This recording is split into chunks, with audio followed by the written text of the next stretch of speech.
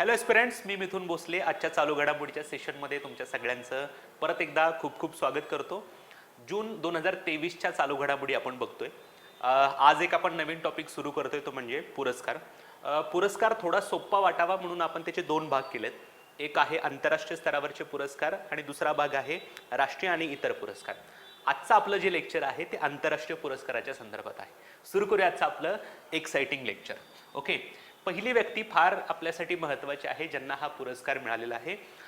त्या व्यक्ती आहेत भारताच्या पहिल्या व्यक्ती राष्ट्रपती द्रौपदी मुर्मू.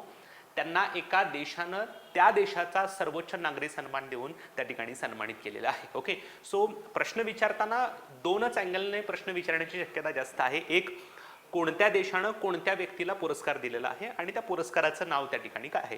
ह्यातले कीवर्ड्स जर सांगायचे असतील तर एक, राष्ट्रपती द्रौपदी मुर्मू यांना कोणत्या देशानं त्या देशाचा नागरी सन्मान देऊन सन्मानित केलेला आहे, तर तो देश आहे सुरिनाम. सो लक्षात ठेवा, प्रश्न विचारताना तुम्हाला इथंच प्रश्न विचारण्याची शक्यता जास्त आहे की खालीपैकी कोणत्या देशानं राष्ट्रपती द्रौपदी मुर्मू यांना पुरस्कार देऊन सन्मानित केलंय. सुरिनाम. पुरस्काराचं नाव विचारण्याची शक्यता थोडी कमी वाटते, पण त्यातल्या त्यात तुम्हाला पुरस्काराचं नाव माहीत असू द्या.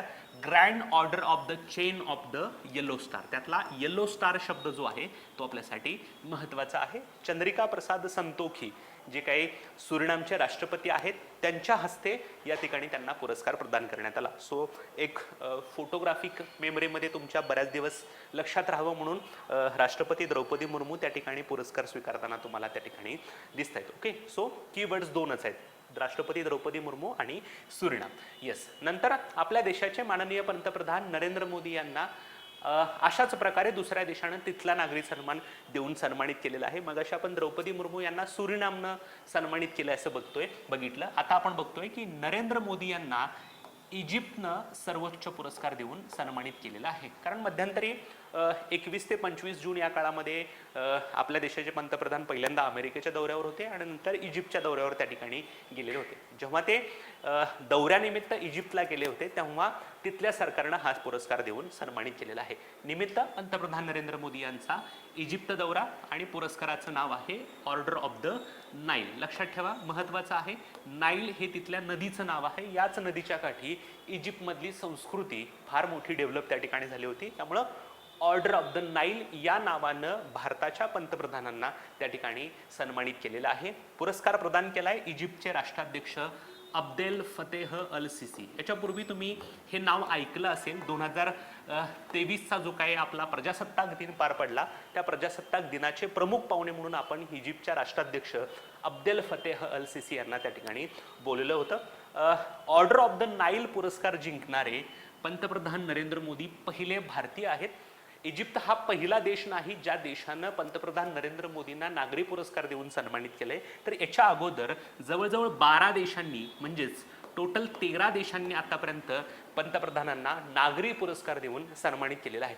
इतर प्रायव्हेट पुरस्कार तर वेगळेच मिळालेले आहेत, परंतु 13 देश आहेत. ह्या 13 देशांनी आपल्या पंतप्रधान नरेंद्र मोदींना पुरस्कार देऊन सन्मानित केलेला आहे. इजिप्त हा तसा बघायला गेला 13वा देश. ओके, सो मी काही यादी दिलेली आहे ज्या देशांनी आतापर्यंत नरेंद्र मोदींना पुरस्कार देऊन सन्मानित केलेला आहे. क्रमांक, वर्ष, पुरस्कार आणि देश असा एवढा मोठा टेबल आहे. तुमच्या नोट्समध्ये ॲज इट इज टेबल दिसत असेल.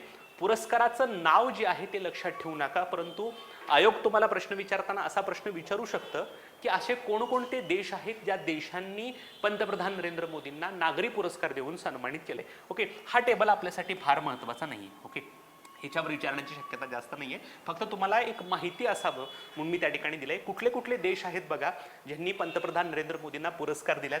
सौदी अरेबिया आहे, अफगाणिस्तान आहे, पॅलेस्टाईन आहे, युनायटेड अरब एमिरेट्स आहे, रशिया आहे, मालदीव त्या ठिकाणी आहे. ओके, बहारीन आहे, अमेरिकेनं पण त्या ठिकाणी दिलेलं आहे, भूतानने त्या ठिकाणी दिलेलं आहे. 2023मध्ये नुकतंच त्या ठिकाणी या 3 देशांनी दिलेलं आहे. पापुआ न्यू गिनी, फिजी आणि पलाऊ हे जे काही पॅसिफिक आयलँड कंट्री त्या ठिकाणी आहेत त्यांनी पुरस्कार दिला आहे आणि इजिप्त. सो आत्तापर्यंत 23 वर्षातच 4 पुरस्कार त्या ठिकाणी मिळालेले आहेत. सो आत्तापर्यंत 13 देशांनी त्या ठिकाणी पंतप्रधान नरेंद्र मोदींना पुरस्कार देऊन सन्मानित केलेलं आहे. सो द्रौपदी मुर्मू यांना सुरिनामनं तर पंतप्रधानांना त्या ठिकाणी इजिप्तनं तिथला नागरी सन्मान त्या ठिकाणी दिलेला आहे. Okay, yes. नंतर एक महत्त्वाचा चित्रपट महोत्सव ज्याच्यामध्ये त्याचं नाव फार त्या ठिकाणी मोठं आहे, तो म्हणजे कान्स. कान्स हा बेसिकली पॅरिसमधल्या फ्रान्समधल्या पॅरिस या ठिकाणी हा चित्रपट महोत्सव त्या ठिकाणी होत असतो. तिथं त्या ठिकाणी हा पुरस्कार सोहळा त्या ठिकाणी पार पडलेला आहे. सो कान्स चित्रपट महोत्सव 2023, जे काही चित्रपट महोत्सवातले पुरस्कार आहे त्याच्यामध्ये जी काही महत्त्वाची कॅटेगरी आहे तीच कॅटेगरी आपण त्या ठिकाणी बघणार आहोत. फॉर एक्झाम्पल सर्वोत्कृष्ट दिग्दर्शक असेल, सर्वोत्कृष्ट चित्रपट असेल, सर्वोत्कृष्ट अभिनेता असेल आणि अभिनेत्री असेल. आत्तापर्यंत कान्स फिल्म फेस्टिवलचे जे काही पुरस्कार विजेते लोक आहेत त्यांच्याबद्दल आत्तापर्यंत तरी आयोगाने प्रश्न विचारला नाही, परंतु आपण तयार राहिलं पाहिजे म्हणून लक्षात ठेवा, भविष्यात प्रश्न विचारला जाऊ शकतो. Okay, yes. सो सर्वोत्कृष्ट चित्रपटाला तिकडं पाल्मे डी ओर असं म्हटलं जातं. जसं भारतामध्ये सर्वोत्कृष्ट चित्रपटासाठी सुवर्ण कमळ पुरस्कार आहे, तसं तिकडं पाल्मे डी ओर नावाचा सर्वोत्कृष्ट चित्रपटाचा पुरस्कार जो आहे तो अॅनाटॉमी ऑफ फॉल या चित्रपटाला मिळालेला आहे. आणि मला असं वाटतं की हे जास्त इम्पॉर्टंट आहे. प्रश्न विचारताना तो मला इथंच विचारला जाऊ शकतो की कान्स फिल्म फेस्टिवलमध्ये सर्वोत्कृष्ट चित्रपटाचा पाल्मे डी ओर पुरस्कार कोणत्या चित्रपटाला मिळालेला आहे? Anatomy of fall. त्यातला तुम्ही अॅनाटॉमी शब्द जो आहे तो लक्षात ठेवला तरी भरपूर होईल, कारण कीवर्ड्समध्ये तुम्हाला ते जास्त लक्षात राहण्यासारखं त्या ठिकाणी आहे. जस्टिन ट्रायट या माणसानं त्याचं दिग्दर्शन केलेलं आहे. मानद पाल्मे डी ओर पुरस्कार, मानद म्हणजे ऑनररी पाल्मे डी ओर पुरस्कार, ज्या व्यक्तींनी त्या ठिकाणी चित्रपट क्षेत्रामध्ये चांगलं योगदान दिलेलं आहे त्यांना हा ऑनररी पाल्मे डी ओर पुरस्कार दिला जातो. तो मिळालेला आहे मायकल डग्लस यांना, जे एक अमेरिकन चित्रपट अभिनेते आणि निर्माते आहेत. तुम्ही बऱ्याच चित्रपटांमध्ये या व्यक्तीला त्या ठिकाणी बघितलेलं असेल. सो हे आहेत मायकल डग्लस आणि हे आहेत जस्टिन ट्रायट, ज्यांनी अॅनाटॉमी ऑफ फॉल नावाचा चित्रपट त्या ठिकाणी दिग्दर्शित केलेला आहे. नंतर आहेत बघा ग्रँड प्रिक्स अवॉर्ड, एका चित्रपटालाच त्या ठिकाणी दिला जातो, सर्वोत्कृष्ट दिग्दर्शक, अभिनेता, अभिनेत्री. ओके, फक्त काही नावं कीवर्ड्स त्यातले लक्षात ठेवा. ग्रँड प्रिक्स अवॉर्ड जो आहे तो झोन ऑफ इंटरेस्टला त्या ठिकाणी मिळालेला आहे. जोनाथन ग्लेझर यांनी त्या ठिकाणी दिग्दर्शन केलेलं आहे. नंतर आहे सर्वोत्कृष्ट दिग्दर्शक, ट्रॅन हुंग यांनी त्या ठिकाणी यांना तो मिळालेला आहे. सर्वोत्कृष्ट अभिनेता जो आहे तो कोझी याकुशो यांना त्या ठिकाणी मिळालेला आहे परफेक्ट डेज या चित्रपटासाठी. ओके, आत्तापर्यंत विचारले नाहीत, अदरवाईज जसं ऑस्करवरती जेवढ्या जास्त शक्यतेनं प्रश्न विचारले जातात तशा शक्यता मात्र कान्स फिल्म फेस्टिवलच्या बद्दल दिसेल त्या ठिकाणी नाही आहेत. नंतर आहे सर्वोत्कृष्ट अभिनेत्री, त्या ठिकाणी आहे मर्वे दिझदार. ओके, मर्वे दिझदार यांना त्या ठिकाणी अबाउट ड्राय ग्रासेस या त्या ठिकाणी चित्रपटासाठी मिळालेले आहेत. पण सगळ्यात महत्त्वाची गोष्ट तुम्हाला हे दोन नावं चांगली लक्षात ठेवायची आहेत. एक अॅनाटॉमी ऑफ फॉल यासाठी पाल्मे डी ओर आणि honorary Palme D or Michael Douglas यांना त्या ठिकाणी मिळालेला आहे. Okay, yes. नंतर एक अशी स्पर्धा ज्या स्पर्धेमध्ये तुम्हाला एका शब्दाचं स्पेलिंग विचारलं जातं आणि त्या शब्दाचं इंग्लिश स्पेलिंग तुम्हाला त्या ठिकाणी सांगायचं आहे. जर तुम्ही शब्दांचं स्पेलिंग जर योग्य सांगितलं तर जवळजवळ तुम्हाला $50,000 रकमेची पुरस्कार त्या ठिकाणी मिळू शकतं. सो ही एक महत्त्वाची मानाची अमेरिकेमधली स्पर्धा आहे. त्याला म्हटलं जातं स्क्रिप्स नॅशनल स्पेलिंग बी स्पर्धा. ओके, याच्यामध्ये तुम्हाला एखाद्या शब्दाचं स्पेलिंग विचारलं जातं, त्या शब्दाचं स्पेलिंग एक्झॅक्टली जे बरोबर सांगत जातील त्यांना त्या ठिकाणी हा पुरस्कार त्या ठिकाणी मिळाला जातो. आणि जर तुम्ही आवृत्ती बघितली तर लक्षात येईल ही 95वी आवृत्ती आहे. 1925 मध्ये ह्या पुरस्काराची किंवा ही स्पर्धेची सुरुवात त्या ठिकाणी झालेली होती. आणि या स्पर्धेमध्ये मोस्ट ऑफ द टाइम्स आत्तापर्यंत भारतीय जे काही अमेरिकन लोक आहेत तेच त्या ठिकाणी जिंकून आलेले आहेत. Okay, yes. सो या वर्षीचा विजेता कोण आहे तर देव शहा. ओके, देव शहा हा एक भारतीय अमेरिकन लहान मुलगा आहे. त्याला ही 95वी स्क्रिप्स नॅशनल स्पेलिंग बी स्पर्धेचं विजेतेपद त्या ठिकाणी मिळालेलं आहे. $50,000 ही पुरस्काराची रक्कम त्या ठिकाणी आहे. स्पर्धा जिंकण्यासाठी त्यांनी कोणत्या शब्दाचं स्पेलिंग सांगितलं तर त्याचं नाव आहे सॅमोफाईल. सॅमोफाईल या शब्दाचं स्पेलिंग त्यांनी सांगितलं आणि याच शब्दाचं स्पेलिंग सांगितल्यानंतर त्यांना स्क्रिप्स नॅशनल स्पेलिंग बी स्पर्धेचं त्या ठिकाणी विजेतेपद मिळालेलं आहे. 1.1 कोटी विद्यार्थ्यांनी सहभाग घेतला होता. 2022ची विजेती होती त्या ठिकाणी हरिणी लोगन, जी एक भारतीय अमेरिकन त्या ठिकाणी होती. या स्पर्धेविषयी सांगायचं तर 1925ला ही सुरुवात झाली. वॉशिंग्टनमध्ये ही स्पर्धा पार पडली जाते. दरवर्षी मे किंवा जून महिन्यामध्ये ही स्पर्धा होते. यासाठी एकच अट आहे की या स्पर्धेमध्ये सहभागी होणाऱ्या स्पर्धकाचं वय हे 14 वर्षापेक्षा कमी असावं. मोठी लोक या स्पर्धेमध्ये सहभागी होत नाहीत. 14 वर्षापेक्षा कमी वय असलेली जी काही मुलं आहेत त्या स्पर्धेमध्ये सहभागी होतात. आणि प्रश्न विचारला तर तुम्हाला इथं विचारण्याची शक्यता आहे की 95वी स्क्रिप्स नॅशनल बी फिलिंग स्पर्धा कोणत्या व्यक्तीने जिंकलेली आहे, तर त्यांचं नाव आहे देव शहा. Okay, yes. नंतर जे काही वर्ल्ड हेल्थ ऑर्गनायझेशन आहे त्या वर्ल्ड हेल्थ ऑर्गनायझेशननं एक चित्रपट महोत्सव ऑर्गनाईज केला होता. चित्रपट महोत्सवाचं नाव आहे हेल्थ फॉर ऑल. लक्षात ठेवा, हा पण प्रश्न विचारला जाऊ शकतो की हेल्थ फॉर ऑल नावाच्या चित्रपट महोत्सवाचं आयोजन कोणी केलं होतं, तर WHO. या संस्थेनं जेव्हा अशा प्रकारच्या चित्रपट महोत्सवाचं आयोजन केलं होतं तेव्हा त्यामध्ये एका भारतीय माहितीपटाला म्हणजेच एका डॉक्युमेंटरीला एक पुरस्कार त्या ठिकाणी मिळालेला आहे. भारतातल्या एका व्यक्तीनं एक डॉक्युमेंटरी बनवली होती. त्या डॉक्युमेंटरीला या हेल्थ फॉर ऑल चित्रपट महोत्सवामध्ये पुरस्कार मिळालेला आहे. जिनिव्हा, जे जागतिक आरोग्य संघटनेचं मुख्यालय आहे, त्या ठिकाणी या चित्रपट महोत्सवाचं आयोजन करण्यात आलं. आयोजक होते वर्ल्ड हेल्थ ऑर्गनायझेशन म्हणजे जागतिक आरोग्य संघटना. कोणत्या भारतीय माहितीपटाला हा पुरस्कार मिळालेला आहे, तर त्याचं नाव अतिशय लक्षात राहण्यासारखं आहे बघा आणि विचार करण्याजोगं पण आहे. ते म्हणजे when climate change turns violent. म्हणजे जेव्हा वातावरण बदल अतिशय विनाशकारी स्वरूप घेतो, म्हणजे क्लायमेट चेंजमुळं जे काही सध्याला परिणाम होत आहे, त्याच्यामुळं जे काही आपत्ती येत आहेत, त्याच्यामुळं जे काही नुकसान होत आहे, त्याच्यासाठी हा एक डॉक्युमेंटरी त्या ठिकाणी बनवलं होतं. When climate change turns violent. Violent म्हणजे एखादी व्यक्ती हिंस्र होते, त्याला आपण व्हायलेंट असं त्या ठिकाणी म्हणतो. ओके, आणि हे एक फार सुंदर माहितीपट त्या ठिकाणी बनवलेला होता. आरोग्य या कॅटेगरीमध्ये हा पुरस्कार त्या ठिकाणी मिळाला.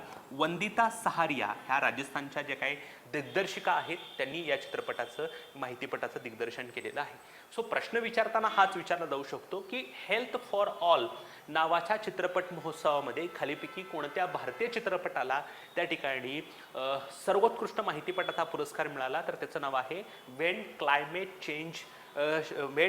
चेंज टर्न्स व्हायलेंट आणि याच्या दिग्दर्शिका कोण आहेत, वंदिता सहारिया. Okay, yes.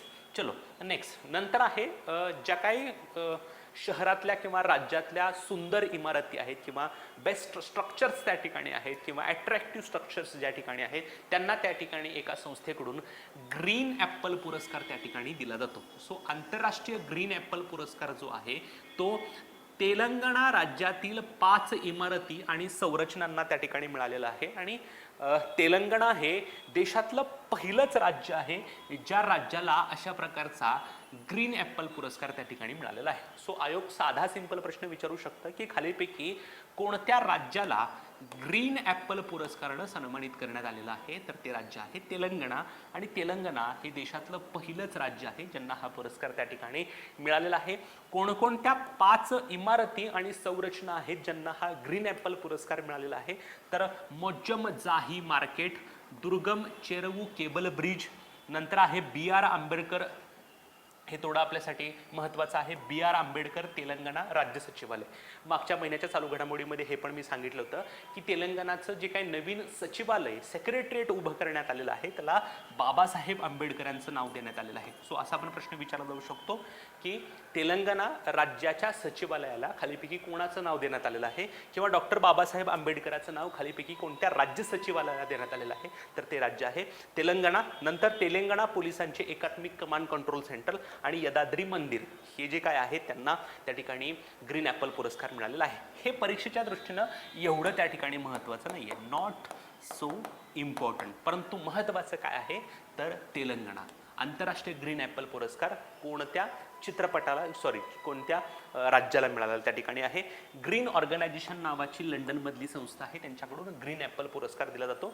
जे काही बेस्ट इमारती किंवा संरचना आहेत त्यांना त्या ठिकाणी. ओके, सो ह्या 5 स्ट्रक्चर्स आहेत. इथं तेलंगणा सेक्रेटरीची बिल्डिंग त्या ठिकाणी आहेत.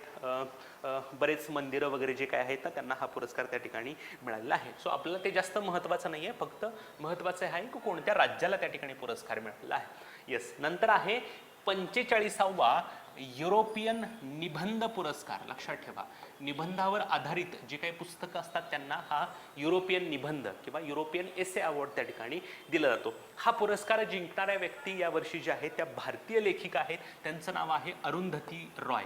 अरुंधती रॉय ह्या बुकर पुरस्कार जिंकणाऱ्या पहिल्या भारतीय साहित्यिक आहेत. The God of small things या पुस्तकासाठी त्यांना बुकर पुरस्कार मिळाला होता आणि त्या पहिल्या व्यक्ती त्या ठिकाणी आहेत. सो त्यांना कोणत्या त्यांच्या पुस्तकाच्या फ्रेंच अनुवादासाठी पुरस्कार मिळालेला आहे, तर त्यांनी आझादी नावाचा एक निबंध संग्रह लिहिला होता. या निबंध संग्रहाच्या पुस्तकाचं जो काही फ्रेंच अनुवाद झाला त्या फ्रेंच अनुवादासाठी त्यांना युरोपियन निबंध पुरस्कार मिळालेला आहे. सो ह्या दिसत आहेत तुम्हाला त्या ठिकाणी अरुंधती रॉय आणि त्यांच्या पुस्तकाचं नाव या ठिकाणी आहे. सो आझादी नावाचं एक पुस्तक त्यांनी लिहिलं होतं. त्या पुस्तकामध्ये विविध विषयांचे निबंध त्या ठिकाणी लिहिले होते. त्या पुस्तकाचा जे काही फ्रेंचमध्ये अनुवाद झाला त्याला हा पुरस्कार त्या ठिकाणी मिळाला होता. सो प्रश्न विचारताना तुम्हाला इथंच विचारेल की 45वा युरोपियन निबंध पुरस्कार खालीपैकी कोणत्या व्यक्तीला मिळालेला आहे. त्यांचं नाव आहे अरुंधती रॉय. ओके, जीवन गौरव म्हणजे लाईफ टाईम अचिव्हमेंट या कॅटेगरीमध्ये हा पुरस्कार मिळालेला आहे. चार्ल्स व्हेलॉन फाउंडेशन जी काही स्वित्झर्लंडमधली संस्था आहे त्या संस्थेकडून हा पुरस्कार त्या ठिकाणी दिलेला आहे. हे तुम्हाला माहीत आहे का, अरुंधती रॉय या बुकर पुरस्कार जिंकणाऱ्या पहिल्या भारतीय साहित्यिक आहेत. 1997 मध्ये त्यांना the God of small thing या पुस्तकासाठी बुकर पुरस्काराने सन्मानित करण्यात आलेलं होतं. ओके, सो फक्त एक ॲडिशनल इन्फॉर्मेशन म्हणून मी दिलेली आहे, परंतु बाय द वे तुम्हाला प्रश्न विचारताना हाच प्रश्न विचारण्याची शक्यता आहे की युरोपियन निबंध पुरस्कार त्या ठिकाणी कोणाला मिळालेला आहे किंवा कोणत्या पुस्तकाला त्या ठिकाणी मिळालेला आहे. सो अरुंधती रॉय आझादी या पुस्तकासाठी त्यांना मिळालेला आहे. येस, नंतर आहे एलिझाबेथ लॉंगफोर्ड पुरस्कार. एलिझाबेथ लॉंगफोर्ड पुरस्कार जो आहे तो भारतीय इतिहासकार आणि लेखकाला त्या ठिकाणी मिळालेला आहे. त्यांचं नाव आहे रामचंद्र गुहा. ओके, सो महत्त्वाची गोष्ट आहे, एका ऐतिहासिक चरित्राला किंवा बायोग्राफी, हिस्टॉरिकल बायोग्राफीला हा पुरस्कार त्या ठिकाणी मिळालेला आहे. रेबेल्स अगेन्स्ट द राज. ओके, हे एक ऐतिहासिक चरित्रावरचं पुस्तक आहे. रेबेल्स म्हणजे आपण म्हणतो ना बंड किंवा क्रांतिकारक, आणि राज म्हणजे काय, भारतामध्ये जेव्हा ब्रिटिशांचं राज होतं त्याला त्यांनी राज शब्द वापरलाय. सो रेबेल्स अगेन्स्ट द राज, ब्रिटिशांच्या विरोधात बंड करणारे जे काही क्रांतिकारक होते त्यांची स्टोरी त्या ठिकाणी आहे. Western fighters for the India's freedom. So भारताच्या स्वातंत्र्यासाठी लढा देणारे जे काही स्वातंत्र्य सैनिक आहेत किंवा क्रांतिकारक आहेत त्यांची ही स्टोरी त्या ठिकाणी आहे. ऐतिहासिक चरित्र या कॅटेगरीमध्ये हा पुरस्कार त्या ठिकाणी मिळालेला आहे. सो 2 भारतीय लेखक आहेत, त्यांच्या 2 पुस्तकांना पुरस्कार मिळालेले आहेत, कन्फ्युजन करायचं नाही. युरोपियन निबंध पुरस्कार अरुंधती रॉय यांना आझादी या पुस्तकासाठी आहे, तर एलिझाबेथ लॉंगफोर्ड पुरस्कार रामचंद्र गुहा यांना रेबेल्स अगेन्स्ट द राज या पुस्तकासाठी आहे. एकाच पानावरती वर्तमानपत्राचे हे दोन्ही पुरस्कार आले होते, त्यामुळं प्रश्न विचारताना कदाचित जर प्रश्न काढण्याची नजर तशी गेली असेल तर तुम्हाला इथं कन्फ्यूज करू शकतात. कुठल्या व्यक्तीला कोणता पुरस्कार त्या ठिकाणी मिळालेला आहे हे तुम्हाला चांगलं लक्षात ठेवायचं आहे. येस, नंतर governor of the year. Governor of the year पुरस्कार 2023 ज्या काही देशांच्या मध्यवर्ती बँका असतात त्या बँकांची जी काही चांगली काम करणारी गव्हर्नर आहेत त्यांना हा पुरस्कार दिला जातो. आणि आपल्यासाठी आनंदाची आणि सन्मानाची गोष्ट ही आहे की हा जो काही गव्हर्नर ऑफ द इयर पुरस्कार 2023 आहे तो आपल्या RBIच्या गव्हर्नरला म्हणजेच शक्तिकांत दास यांना मिळालेला आहे. सो प्रश्न आयोग असा विचारू शकतं की गव्हर्नर ऑफ द इयर 2023 नावाचा पुरस्कार खालीलपैकी कोणत्या देशाच्या मध्यवर्ती बँकेच्या गव्हर्नरला मिळालेला आहे, तर तो देश आहे आपला भारत. भारताच्या RBIचे गव्हर्नर शक्तिकांत दास यांना हा पुरस्कार त्या ठिकाणी मिळालेला आहे.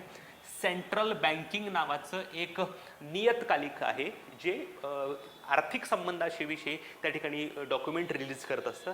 या नियतकालिकाकडून हा पुरस्कार दिला जातो. सन्मान मिळवणारे आरबीआयचे दुसरे गव्हर्नर आहे. त्याच्यापूर्वी रघुराम राजन यांना 2015 मध्ये हा पुरस्कार मिळाला होता. ॲक्च्युली हा पुरस्कार एप्रिल किंवा मे महिन्यामध्ये अनाऊन्स झालेला होता. जूनमध्ये त्याचं वितरण करण्यात आलेलं आहे, म्हणून परत एकदा मी त्या ठिकाणी घेतलेला आहे. So governor of the year Shaktikanta Das यांना दिलेला आहे. अशा प्रकारे हा पुरस्कार मिळाले. दुसरे आरबीआयचे गव्हर्नर आहे, त्याच्यापूर्वी रघुराम राजन यांना हा पुरस्कार मिळालेला होता. Okay, yes. नंतर स्कायट्रॅक्स नावाची जगातली एक संस्था आहे. ती संस्था जगातल्या जे काय बेस्ट विमान कंपनी आहे त्यांचं सर्वेक्षण करून त्यांना त्या ठिकाणी सन्मानित करत असते, आणि त्याला पुरस्काराचं नाव आहे वर्ल्ड एअरलाईन अवॉर्ड्स 2023. म्हणजे हवाई क्षेत्रामध्ये जे काही चांगली कामगिरी करणारे जे काही कंपनी आहेत त्यांना हा पुरस्कार दिला जातो. पुरस्कार प्रदान केले पॅरिस या ठिकाणी. स्कायट्रॅक्स नावाची संस्था आहे. जगामध्ये सर्वोत्तम विमान कंपन्या कुठल्या आहेत तर सिंगापूर एअरलाइन्स नावाची जी काही विमान सेवा कंपनी आहे ती जगातली सर्वोत्तम विमान कंपनी आहे. नंतर आहे कतार एअरवेज, नंतर आहे NEA ऑल निपॉन एअरवेज. जगातील सर्वोत्तम प्रादेशिक विमानतळ जी आहे, विमान कंपनी आहे, ती आहे बँकॉक एअरवेज. ओके, पण प्रश्न विचारताना तुम्हाला हाच विचारला जाऊ शकतो की स्कायट्रॅक्सने जाहीर केलेल्या वर्ल्ड एअरलाईन अवॉर्ड्समध्ये सर्वोत्कृष्ट विमान कंपनी कोणती आहे तर ती आहे सिंगापूरमधली एअरलाइन्स. Okay, yes. नंतर एक फार इंटरेस्टिंग गोष्ट आपण त्या ठिकाणी बघणार आहोत, ती म्हणजे तिबेटचे धर्मगुरू दलाई लामा यांना रेमन मॅगसेसे पुरस्काराने सन्मानित करण्यात आलेला आहे. ॲक्च्युली हा पुरस्कार 1959 मध्ये अनाऊन्स त्या ठिकाणी झाला होता, परंतु काही कारणास्तव दलाई लामांनी त्यावेळेला पुरस्कार स्वीकारला नव्हता. त्याच्या बंधूंनी हा पुरस्कार स्वीकारला होता. रेमन मॅगसेसे हा पुरस्कार त्यांना 2023 मध्ये त्या ठिकाणी प्रदान करण्यात आलेला आहे. त्यामुळे थोडी महत्त्वाची गोष्ट आहे, त्याच्याबद्दल फॅक्ट्स आणि फिगर्स बऱ्याच आहेत. नक्की काय झालं होतं की त्यांनी त्यावेळेला पुरस्कार स्वीकारला नव्हता, आपण त्या गोष्टी बघणार त्या ठिकाणी आहोत. रादर रेमन मॅगसेसे पुरस्काराची घोषणा आणखीन थोड्या दिवसात होणारच आहे, परंतु हा पुरस्कार फार जुना आहे. ओके, हा पुरस्कार मुळात 1957 ला त्या ठिकाणी सुरू झालेला होता आणि 1959 म्हणजे दुसरा तिसरा पुरस्कार त्यांना त्या ठिकाणी मिळाला होता. परंतु काही गोष्टींमुळे त्यांनी पुरस्कार स्वीकारला त्यावेळी गेले नव्हते, आणि आत्ता मात्र त्या ठिकाणी तुम्हाला दिसत आहेत की त्या ठिकाणी रेमन मॅगसेसे पुरस्काराशी संबंधित जी काही व्यक्ती आहे ती व्यक्तींनी त्या ठिकाणी दलाई लामा यांना पुरस्कार देताना त्या ठिकाणी तुम्हाला दिसत आहेत. सो दलाई लामा यांना रेमन मॅगसेसे पुरस्कार त्या ठिकाणी प्रदान करण्यात आलेला आहे. जाहीर झालेला नाही म्हटलं, प्रदान करण्यात आलाय. ॲक्च्युली हा पुरस्कार जाहीर ऑलरेडी झालेला होता, परंतु आता तो देण्यात आलेला आहे. हे दलाई लामा कोण आहेत तर तिबेटी आध्यात्मिक नेते त्या ठिकाणी आहेत, हे तुम्हाला माहिती असू द्यात. हे सध्याला जे काही हिमाचल प्रदेश आहे त्या हिमाचल प्रदेशमध्ये त्या ठिकाणी सध्याला वास्तव्य करतायत. मूळ तिबेटवरती बऱ्याच वेळेला चायनानं स्वतःचा हक्क सांगितलेला असतो, त्यामुळे तिबेटमधून ते स्थलांतरित होऊन त्या ठिकाणी हिमाचल प्रदेशमध्ये सध्याला राहत आहेत. 64 वर्षानंतर त्यांना हा पुरस्कार देण्यात येत आहे. 1959चा हा पुरस्कार त्यांना त्या ठिकाणी देण्यात येतोय. त्यामुळे प्रश्न विचारताना हा विचारला जाऊ शकतो की दलाई लामा यांना कोणत्या वर्षीचा पुरस्कार देण्यात आलेला आहे, 1959 किंवा किती वर्षांनी देण्यात येत आहे 64 वर्षानंतर. ॲक्च्युली तिबेटमध्ये जे काही धर्मगुरू होते किंवा बौद्ध धर्माचे अनुयायी होते त्यांचा चीनकडून बऱ्याच वेळेला छळ होत होता, आणि छळ होत असताना हे जे काही दलाई लामा आहे ते तिथून स्थलांतरित होऊन भारतामध्ये त्या ठिकाणी आले होते. त्यामुळे पुरस्कार स्वीकारताना त्यावेळेला ते हजर नव्हते, आणि त्याच्यानंतर तो पुरस्कार घ्यायचा त्यांच्याकडून राहिलेलाच होता. म्हणून बघा, लक्षात ठेवा, चीन तिबेटमधील बौद्ध धर्मयांच्या अनुयायांचा छळ करत असल्याने सततच्या हल्ल्यानंतर ते 1959 मध्ये त्या ठिकाणी तिबेटमधून भारतात आले होते, त्यामुळे पुरस्कार स्वीकारू शकले नाहीत. लक्षात ठेवा, त्यांना 1959चा पुरस्कार त्या ठिकाणी जाहीर झाला होता, परंतु 1959च्या दरम्यानच त्या ठिकाणी ते तिबेटमधून भारतामध्ये स्थलांतरित झाले होते. तेव्हापासून ते भारतातच आहेत, आणि त्याच कारणास्तव त्या ठिकाणी तेच पुरस्कार स्वीकारू शकले नव्हते. आता मधल्या काळामध्ये त्यांनी का पुरस्कार स्वीकारला नाही हे आपल्याला प्रत्यक्ष दलाई लामांना जाऊन विचारावं लागेल, परंतु सध्याला तर हीच माहिती आहे की 1959चा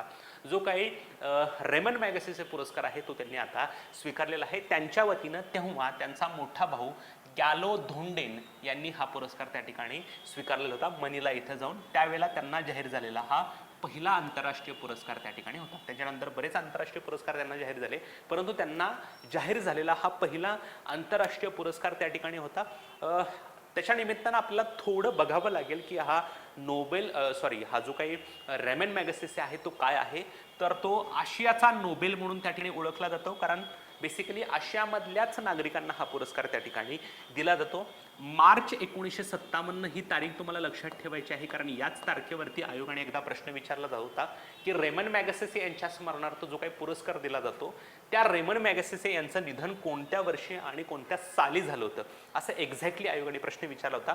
मार्च 1957 मध्ये हवाई अपघातात निधन झालेले फिलिपाईन्स देशाचे 7वे राष्ट्राध्यक्ष रेमन मॅगसेसे. सो लक्षात ठेवा, नावामध्ये जे काही पुरस्काराच्या नावामध्ये तुम्हाला रेमन मॅगसेसे हे नाव दिसते, हे एका व्यक्तीचं नाव आहे. व्यक्तीचं नाव म्हणण्यापेक्षा फिलिपाईन्सच्या राष्ट्राध्यक्षांचं नाव आहे. फिलिपाईनचे 7वे राष्ट्राध्यक्ष रेमन मॅगसेसे यांचं हवाई अपघातामध्ये मार्च 1957 ला निधन झालं होतं, म्हणून त्या ठिकाणी या पुरस्काराची सुरुवात त्या ठिकाणी झाली. या पुरस्काराची स्थापना लगेच 2 वर्षानंतर म्हणजे 2 महिन्यानंतर म्हणजे एप्रिल 1957 मध्ये झाले. फिलिपाईन्स सरकार आणि रॉकफेलर ब्रदर्स फंड, जे न्यूयॉर्क अमेरिकेतली संस्था आहे, त्यांच्याकडून हा पुरस्कार त्या ठिकाणी दिला जातो. पहिला पुरस्कार 1958 मध्ये दिला गेला. 31 ऑगस्ट रोजी दरवर्षी या पुरस्काराचे वितरण करण्यात येतं, कारण रेमन मॅगसेसे यांचा बड्डेची तारीख आहे 31 ऑगस्ट आणि मृत्यूची तारीख आहे मार्च 1957, म्हणून 31 ऑगस्ट रोजी दरवर्षी या पुरस्काराचे वितरण त्या ठिकाणी केलं जातं. केवळ आशियामधल्या लोकांना दिला जाणारा पुरस्कार आहे. शासकीय सेवा, सार्वजनिक सेवा, समुदाय नेतृत्व, पत्रकारिता, साहित्य, क्रिएटिव्ह कम्युनिकेशन, आर्ट, शांतता, उभरते नेतृत्व म्हणजे इमर्जिंग जे काही लीडरशिप आहे त्याला हा पुरस्कार दिला जातो. पुरस्कार विजेते पहिले भारतीय त्या ठिकाणी आहेत विनोबा भावे. 1958 मध्ये पहिलाच पुरस्कार त्यांना त्या ठिकाणी मिळाला होता. आणि लेटेस्ट अलीकडेच सर्वात हा पुरस्कार कोणाला मिळालेला आहे तर रवीश कुमार, जे पूर्वी NDTVचे पत्रकार होते, त्यांना 2019 मध्ये हा पुरस्कार मिळाला होता. 2022 मध्ये पण आणखीन एका भारतीय व्यक्तीला हा पुरस्कार जाहीर झालेला होता. त्यांचं नाव होतं KK शैलजा, ज्यांनी केरळ मध्ये त्या ठिकाणी जेव्हा केरळच्या त्या आरोग्यमंत्री होत्या, जेव्हा लॉकडाऊन किंवा कोविडची परिस्थिती होती, तेव्हा त्यांनी फार सुंदर काम त्या ठिकाणी केरळमध्ये केलं होतं. त्यांचा एक आदर्श म्हणून त्यांना बघितलं जात होतं. सो KK शैलजा यांना 2022चा रेमन मॅगसेसे पुरस्कार त्या ठिकाणी जाहीर झाला होता. परंतु हे जे काही रेमन मॅगसेसे पुरस्कार जे आहे ते कम्युनिस्ट विरोधी असल्याची त्यांनी टीका केली होती आणि त्यांनी पुरस्कार स्वीकारायला नकार देखील त्या ठिकाणी दिलेला होता. सो रेमन मॅगसेसे निमित्ताने मी बऱ्याच गोष्टी तुम्हाला त्या ठिकाणी सांगितलेल्या आहेत की 1959 मध्ये अनाऊन्स झालेला रेमन मॅगसेसे पुरस्कार जो आहे तो ऑफिशियली आता दलाई लामा यांना प्रदान त्या ठिकाणी करण्यात आलेला आहे. त्यावेळेला त्यांच्या भावांनी हा पुरस्कार स्वीकारलेला होता.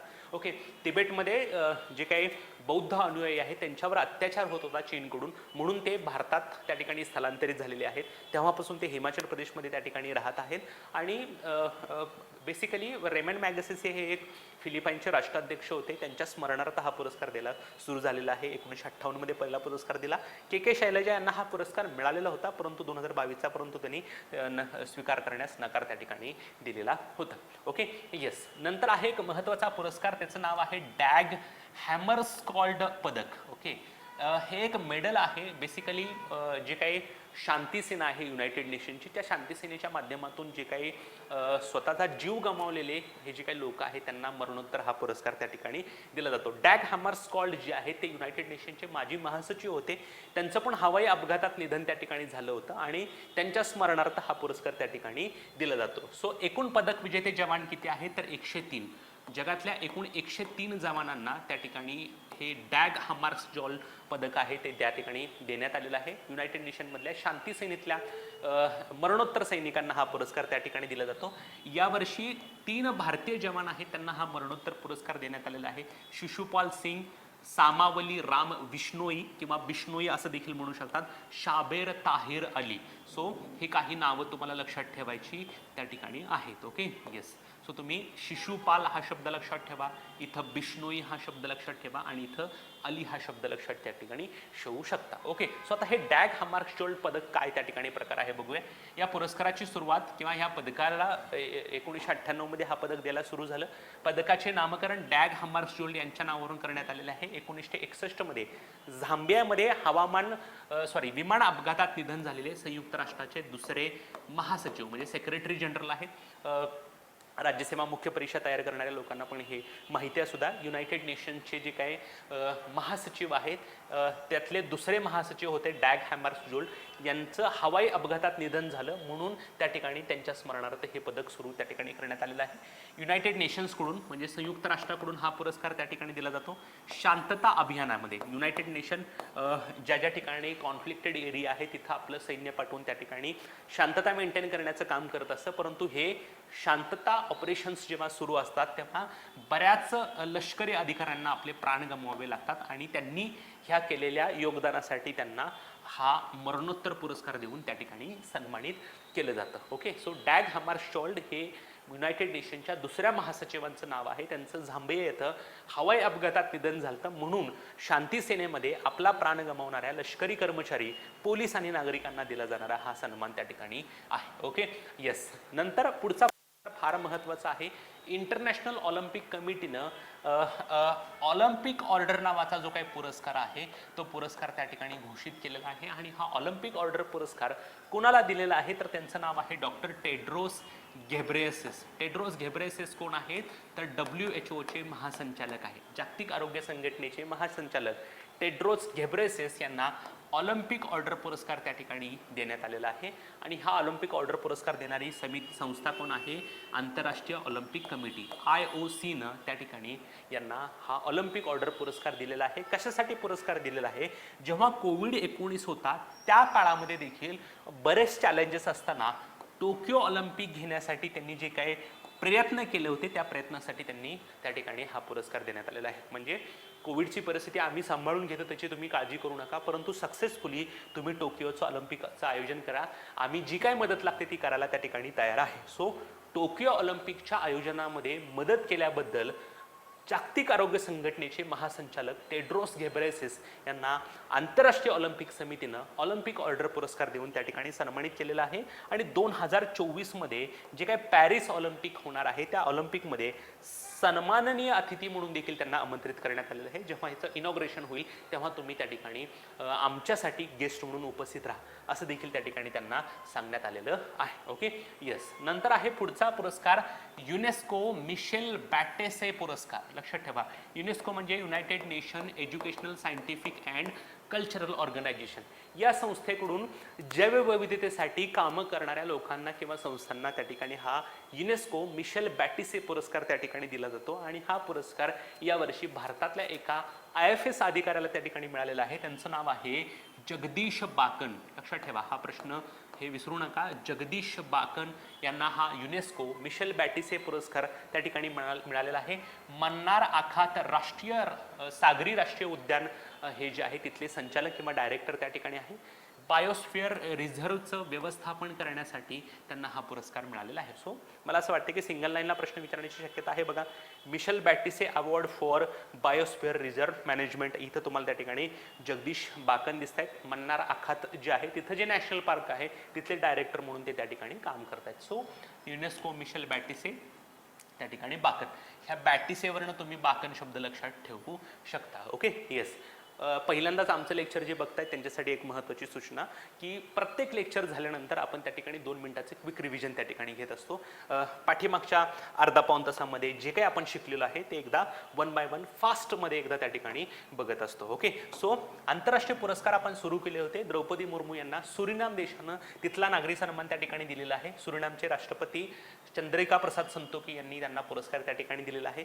नरेंद्र मोदी यांना इजिप्त सरकारनं ऑर्डर ऑफ द नाईल हा नागरी सन्मान देऊन सन्मानित केलेला आहे. आतापर्यंत जवळजवळ 13 देश आहेत ज्या 13 देशांनी त्या ठिकाणी मागील 9 वर्षामध्ये पंतप्रधान नरेंद्र मोदींना नागरी सन्मान दिलेला आहे. त्याची यादी मी तुम्हाला त्या ठिकाणी दिलेली आहे. तुमच्या नोट्समध्ये पण हे आहे. हे जास्त महत्त्वाचं नाही, कोणत्या देशानं सन्मान केलेला आहे हे चांगलं त्या ठिकाणी लक्षात ठेवायचं आहे. नंतर कान चित्रपट महोत्सवामध्ये पाल्मे डिओर सर्वोत्कृष्ट चित्रपटाचा पुरस्कार अॅनाटॉमी ऑफ फॉलला मिळालेला आहे. अॅनाटॉमी शब्द लक्षात ठेवा. आणि मानद पाल्मे डिओर मायकल डग्लस यांना त्या ठिकाणी मिळालेला आहे. बाकीचे पुरस्कार एवढे महत्त्वाचे नाही आहेत. सो आपण इथं लिहिलेलं आहे नॉट सो इम्पॉर्टंट, एवढे महत्त्वाचं नाही. त्यातल्या त्यात फक्त हा माहिती असू द्या, grand prix the zone of interest नावाच्या चित्रपटाला आणि सर्वोत्कृष्ट दिग्दर्शक ट्रॅन हुंग यांना त्या ठिकाणी मिळालेला आहे. नंतर 95वी स्क्रिप्स नॅशनल स्पेलिंग बी स्पर्धेचे विजेते देव शहाला मिळालेला आहे. सॅमोफाईल नावाचं स्पेलिंग त्या ठिकाणी त्यांनी सांगितलं होतं. 1925 पासून या स्पर्धेचं आयोजन त्या ठिकाणी केलं जातं. मे किंवा जूनमध्ये $50,000 त्या ठिकाणी पुरस्कार त्या ठिकाणी आहे. हेल्थ फॉर ऑल नावाचा जागतिक आरोग्य संघटनेचा जो चित्रपट महोत्सव आहे त्याच्यामध्ये भारताच्या एका माहितीपटाला त्या ठिकाणी पुरस्कार मिळालेला आहे. त्या माहितीपटाचं नाव आहे when climate change turns violent. Vandita Saharia यांनी त्यांचं डिरेक्शन केलेलं आहे. तेलंगणा या राज्यातील 5 इमारतींना आंतरराष्ट्रीय ग्रीन ॲपल पुरस्कार मिळालेला आहे. आणि अशा प्रकारे तेलंगणा हे भारतातील पहिलंच राज्य आहे ज्यांना हा पुरस्कार मिळालेला आहे. त्यातली सगळ्यात महत्त्वाची गोष्ट B.R. आंबेडकर यांचं जे काही नावानं जे काही तेलंगणा राज्याचं सचिवालय बनवण्यात आलेलं आहे ते पण या पुरस्काराच्या यादीमध्ये आहे.